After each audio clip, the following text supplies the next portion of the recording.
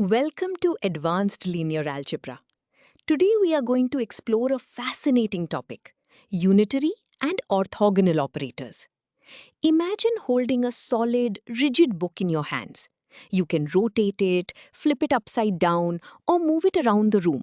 But its length, width, and the 90-degree angles of its corners never change. In mathematics, we have special transformations that do exactly this to vectors in space.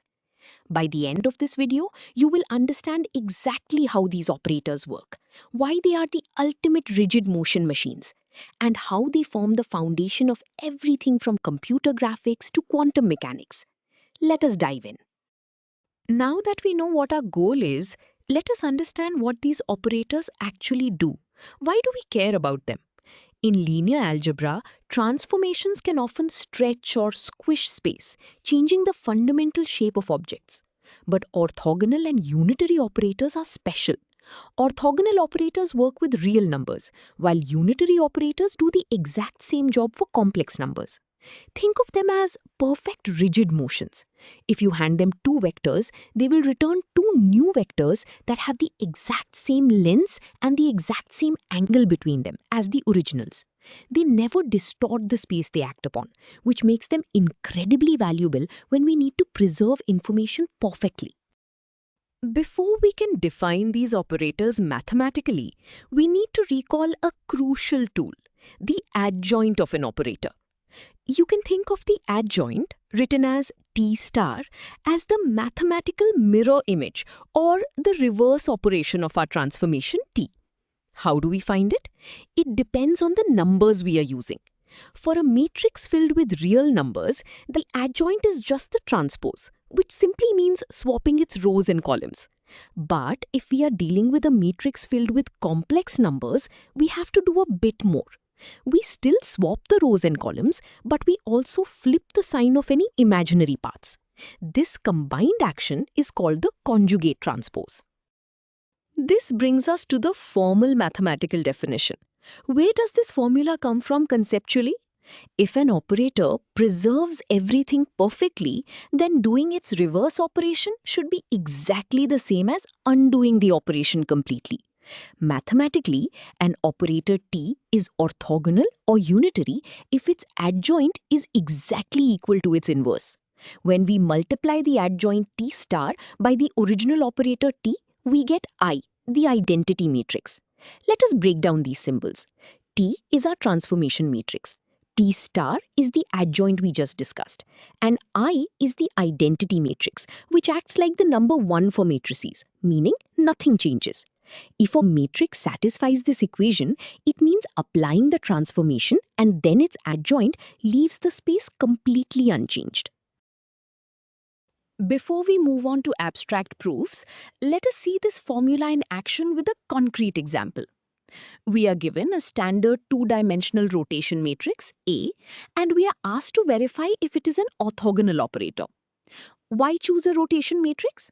Because rotating an object should not change its size or shape, so we expect it to be orthogonal.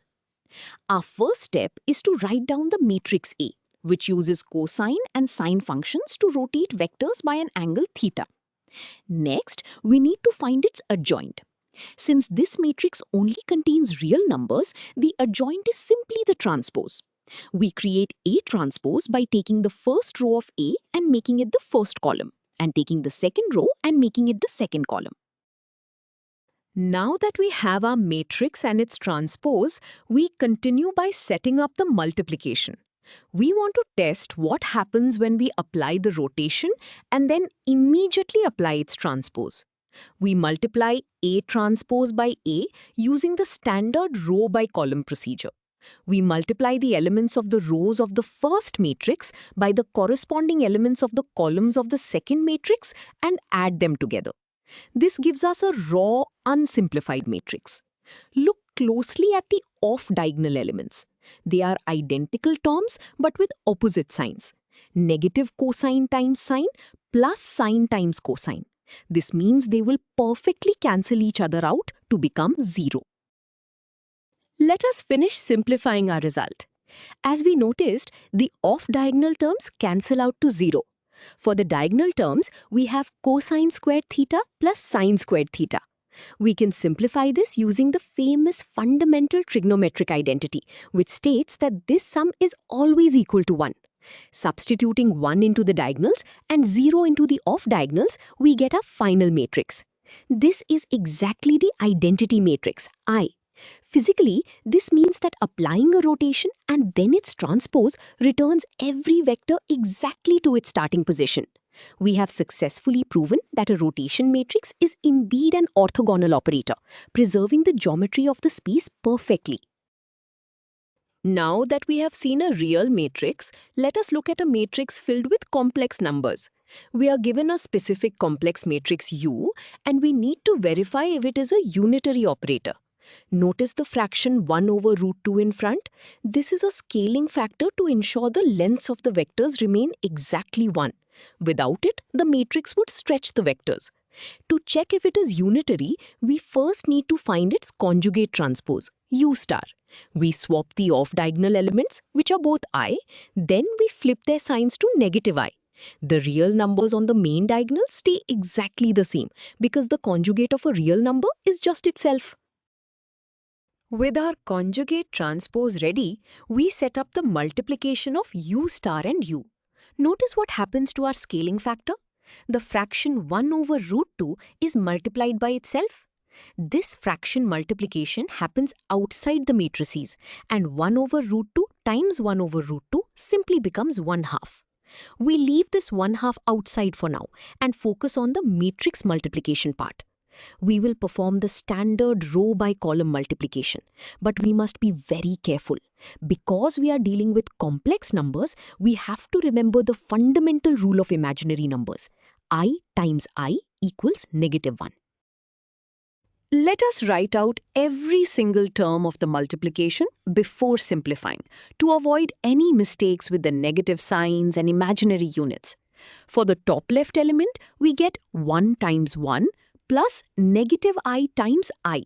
We do this for all 4 positions.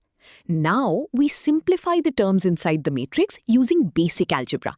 Remember that I squared is -1. So the term -I times I becomes -1, which simplifies to +1.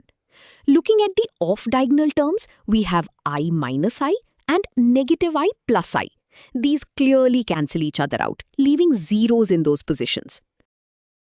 We are now ready for the final steps.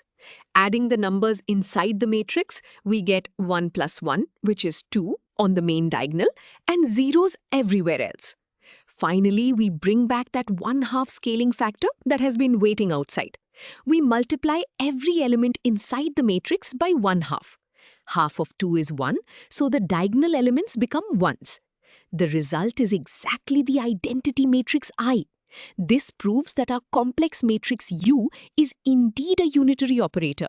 Physically, this means it preserves the geometry of complex vector spaces perfectly, without stretching or squishing the vectors. Now that we have successfully used this formula in 2 examples, let us understand exactly why it works. We want to prove that if an operator preserves lengths and angles, its adjoint must be its inverse. We start with the mathematical tool for measuring lengths and angles, the inner product. Our first step is to write down the requirement that the inner product of 2 transformed vectors, t of x and t of y, must equal the inner product of the original vectors, x and y. Next, we use a fundamental algebraic rule in linear algebra. We can move an operator from one side of the inner product comma to the other, but when we do, it transforms into its adjoint, t star. Let us complete the derivation. After moving the operator, our equation becomes the inner product of x and t star t of y equals the inner product of x and y. For the left side of our equation to always equal the right side for any starting vector x, the other part inside the inner product must match perfectly. This means applying the transformation t and then immediately applying its adjoint t star must leave the vector y completely unchanged. Since their combination does nothing to the vector, they must equal the identity operator, I. This gives the final result. T star t equals I. We have proven that preserving lengths and angles naturally forces the adjoint to be the exact same thing as the inverse. Let us look at a visual representation of the proof we just completed. On the left side of this diagram, you see two original vectors, x and y, sitting in a standard coordinate system with a specific angle theta between them. The large arrow in the middle represents our orthogonal or unitary operator t acting on this space. On the right side, you see the result. The vectors have been transformed into t of x and t of y. They have been rotated to point in a new direction. But look closely at their geometry.